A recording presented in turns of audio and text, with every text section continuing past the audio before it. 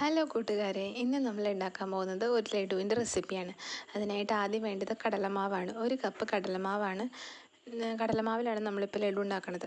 അതിലേക്ക് ഒരു കുറച്ച് മഞ്ഞൾപ്പൊടി, കുറച്ചെന്ന് പറഞ്ഞാൽ ജസ്റ്റ് കളർ കിട്ടാൻ വേണ്ടി മാത്രമായിട്ട് ഒരു അര ടീസ്പൂൺ മതി. അതിലേക്ക് കുറച്ച് ഉപ്പും കുറച്ച് സോഡാപ്പൊടി കുറച്ച് മതി, ഉപ്പ് വളരെ കുറച്ച് മതി. അത് ആ മധുരം ഒന്ന് ബാലൻസ് നിൽക്കാൻ വേണ്ടിയിട്ടാണ് നമ്മൾ കുറച്ച് ഉപ്പ് ചേർക്കണത്. എന്നിട്ടൊന്ന് മിക്സ് ചെയ്തെടുക്കുക. എന്നിട്ട് അത് കുറച്ച് വെള്ളമൊഴിച്ച് ഒന്ന് കുഴച്ചെടുക്കുക, മിക്സ് ചെയ്തെടുക്കുക. നന്നായിട്ട് മിക്സ് ചെയ്യണം. കടലമാവിൽ ശരിക്കും തരികൾ കൂടുതലുണ്ടാവാൻ ചാൻസ് ഉണ്ട്, കട്ട പിടിക്കാൻ ചാൻസ് ഉണ്ട്. എന്നിട്ട് ഒരു ചീനച്ചട്ടി വയ്ക്കുക. ചൂടായിട്ട് വരുമ്പോൾ ഓയിലൊഴിക്കുക. ഇതിന് ശരിക്കും നമ്മൾ വെളിച്ചെണ്ണ യൂസ് ചെയ്യരുതെന്നാണ് പറയണത്. കാരണം വെളിച്ചെണ്ണയുടെ ഫ്ലേവർ ലഡുവിലേക്ക് വരും. അതുകൊണ്ട് എപ്പോഴും രുചിയില്ലാത്തതും മണമില്ലാത്തതുമായിട്ടുള്ള ഓയിലാണ് ലഡു ഉണ്ടാക്കാനും ജിലേബി ഉണ്ടാക്കാനൊക്കെ ഉപയോഗിക്കേണ്ടത്. അപ്പോൾ ചട്ടി ചൂടായിട്ട് വരുമ്പോൾ നമ്മൾ എണ്ണ ഒഴിക്കുക. ലഡു ഇഷ്ടമില്ലാത്ത ആൾക്കാർ വളരെ ചുരുക്കമായിരിക്കുമല്ലേ. നമുക്ക് ഇഷ്ടമുള്ള സാധനങ്ങളൊക്കെ നമ്മൾ ഉണ്ടാക്കി കഴിക്കുന്നത് ഒരു വേറെ ഫീലല്ലേ. എപ്പോഴും നമ്മൾ കടയിൽ നിന്ന് വാങ്ങുന്നതിനേക്കാൾ നല്ലത് നമ്മളതൊന്ന് ഒരു പ്രാവശ്യമെങ്കിലും ഒന്ന് ഉണ്ടാക്കാൻ ട്രൈ ചെയ്യണം എന്നാണ് എൻ്റെ അഭിപ്രായം. അതിന് വേണ്ടിയിട്ടാണ് ഞാൻ ഈ ചാനൽ തന്നെ തുടങ്ങിയത്. നമ്മൾ ട്രൈ ചെയ്ത് കഴിഞ്ഞാൽ നടക്കാത്തതായിട്ട് ഒന്നുമില്ല എന്നാണ് വിചാരിക്കുന്നത് ഞാൻ. അപ്പോൾ നമ്മൾ ആദ്യം തന്നെ ഉണ്ടാക്കേണ്ടത് ബൂന്തിയാണ് കേട്ടോ. ബൂന്തി ഉണ്ടാക്കാൻ വേണ്ടിയിട്ട് വളരെ സിമ്പിളാണ്. നമ്മുടെ കണ്ണാപ്പ ഉണ്ടല്ലോ വീട്ടിൽ, പപ്പടമൊക്കെ കോരണ ആ കണ്ണാപ്പയിലാണ് ബൂന്തി ഉണ്ടാക്കുന്നത്. അതിനായിട്ട് ആദ്യം നമ്മൾ കണ്ണാപ്പ എടുക്കുക. ഒരു കപ്പിലേക്ക് ഈ മാവ് ഞാൻ ഒഴിച്ചു വെച്ചിട്ടുണ്ട്. അപ്പോൾ ഈ കണ്ണാപ്പയിലേക്ക് ഒന്ന് ഒഴിച്ചു കൊടുക്കുക. എന്നിട്ടൊന്ന് ഡിപ്പ് ചെയ്ത് വെച്ചാൽ മതി. അപ്പോൾ അത് തന്നെ ചാടിക്കോളും. അത് കടലമാവിന് വളരെ പെട്ടെന്ന് വേവുന്ന സാധനമാണ് കടലമാവ്. അപ്പോൾ ഒത്തിരി നേരം എണ്ണയിലിട്ട് മൊരിയിപ്പിച്ചെടുക്കണ്ട. ജസ്റ്റ് ഒന്ന് അങ്ങോട്ട് ഇങ്ങോട്ട് തിരിച്ചിട്ട് കഴിഞ്ഞാൽ തന്നെ ഒരു 15 സെക്കൻഡിനുള്ളിൽ തന്നെ അത് പെട്ടെന്നാവും.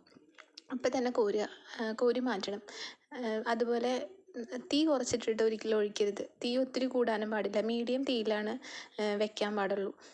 എന്നിട്ട് നമ്മൾ ആ ബൂന്തി റെഡിയായി കഴിയുമ്പോൾ നമുക്ക് അടുത്തതായിട്ട് ഷുഗർ സിറപ്പാണ് ഉണ്ടാക്കേണ്ടത്. അതിന് വേണ്ടിയിട്ട് ഒരു പാത്രം വയ്ക്കുക. 1 കപ്പ് കടലമാവാണെങ്കിൽ 1 കപ്പ് ഷുഗറാണ് നമ്മൾ എടുക്കേണ്ടത്. ആ 1 കപ്പ് പഞ്ചസാര എടുക്കുക. അതിലേക്ക് 1/2 കപ്പ് വെള്ളം ഒഴിച്ച് തിളപ്പിക്കുക.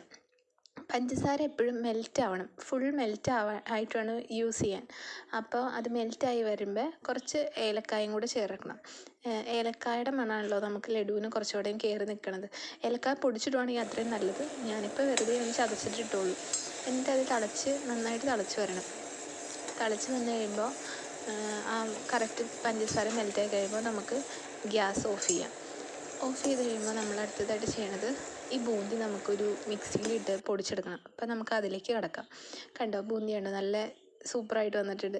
അപ്പോൾ നമ്മളത് ജാറിലിട്ട് പൊടിച്ചെടുത്ത് കഴിഞ്ഞിട്ട് ഒരു പാത്രത്തിലേക്ക് മാറ്റുക. ഈ ഷുഗർ സിറപ്പ് ശരിക്കും ചൂടോടെ തന്നെ ഒഴിക്കണം. ചൂടൊട്ടും ആറരുത്. ചൂടിന് തന്നെ നമ്മളിതിലേക്ക് ഒഴിക്കുമ്പോഴാണ് ഇതിലേക്ക് മിക്സിലേക്ക് പിടിക്കത്തുള്ളൂ. അങ്ങനെ ചൂടോടെ ഒഴിച്ച് കഴിഞ്ഞിട്ട് ഒരു ചീനച്ചട്ടിയിലേക്ക് നമ്മൾ കുറച്ച് ബട്ടർ, ഞാൻ ഇവിടെ ബട്ടറാണ് കേട്ടോ യൂസ് ചെയ്തത്. ശരിക്കും നെയ്യ് ഉണ്ടെങ്കിൽ നെയ്യാണ് നല്ലത്. ഇവിടെ നെയ്യില്ലാത്തതുകൊണ്ട് ബട്ടർ ഇട്ടു. ബട്ടർ ഇട്ട് കഴിഞ്ഞിട്ട് ഉണക്കമുന്തിരി നമ്മൾ ഉണ്ടെങ്കിൽ അത് ഉപയോഗിക്കാം. കറുത്ത മുന്തിരി ഇല്ലേ, ഇവിടെ ഇല്ല. അതുകൊണ്ട് ഞാൻ കാഷ്യൂനട്ട് ഇട്ട് അഡ്ജസ്റ്റ് ചെയ്തു. അപ്പോൾ കാഷ്യൂനട്ട് ഇട്ട് അതൊന്ന് റോസ്റ്റ് ചെയ്ത് വരുമ്പോൾ ഈ മിക്സ് അതിലേക്കിട്ടൊന്ന് ഇളക്കിയെടുക്കുക. അതെന്താണെന്ന് വെച്ച് കഴിഞ്ഞാൽ ശരിക്കും എല്ലാം ഒന്ന് പിടിക്കാൻ വേണ്ടിയിട്ടാണ്. അപ്പോൾ നല്ലൊരു സ്മെല്ലൊക്കെ വരും. അങ്ങനെ നന്നായിട്ടൊന്ന് മിക്സ് ചെയ്ത് കഴിഞ്ഞിട്ട് നമ്മളത് ഒന്ന് റെസ്റ്റ് ചെയ്ത് കഴിഞ്ഞിട്ട് ശരിക്കും നമ്മളിത് വളരെ ചൂടനെ തന്നെ പിടിക്കണം. ചൂടനെ പിടിച്ചാലാണ് അതൊന്ന് ഒന്ന് ബോളായിട്ട് വരത്തുള്ളൂ.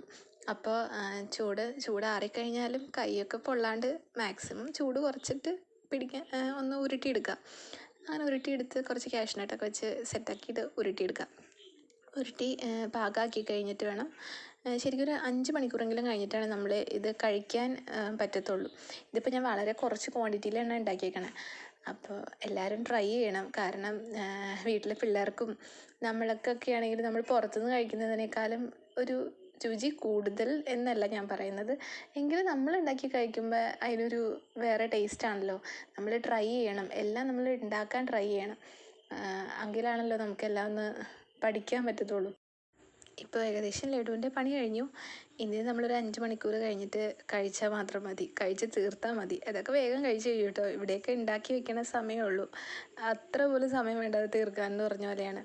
എന്തായാലും താങ്ക്സ് ഫോർ വാച്ചിങ്. എല്ലാവരും ട്രൈ ചെയ്യണം. Thank you so much.